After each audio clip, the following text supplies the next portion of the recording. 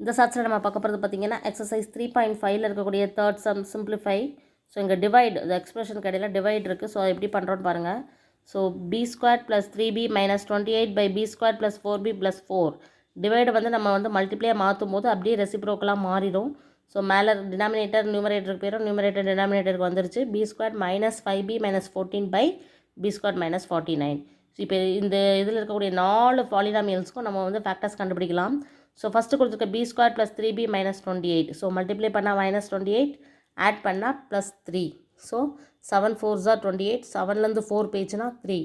So minus சின்ன நம்பரில் போட்டிருக்கேன். So factor b + 7 in terms of பியில் தான் எழுதுகிறோம். b + 7 × b - 4. ஸோ அடுத்த பாலினாமியல் b² + 4b + 4 அப்படிங்கும்போது மல்டிப்ளை பண்ணால் 4, ஆட் பண்ணாலும் 4. So 2 2s are 4, 2 + 2 4. So b + 2 × b + 2.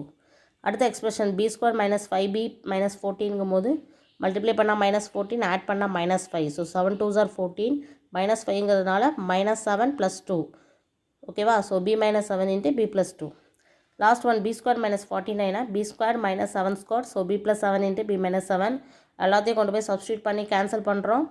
Balance என்ன இருக்குது? b - 4/b + 2 தான் இருக்குது. ஸோ இதை டீட்டெயிலாக பார்க்கணும், இதே மாதிரி சால்வ் பண்ணணும் அப்படின்னா மேக்ஸ் டிப்ஸ் சேனலை சப்ஸ்கிரைப் பண்ணி வச்சுக்கோங்க. 10th ஸ்டாண்டர்ட் மேக்ஸ் சமச்சீரில் உள்ள எல்லா எக்ஸசைஸ் ப்ராப்ளமும் சால்வ் பண்ணிகிட்ருக்கோம்.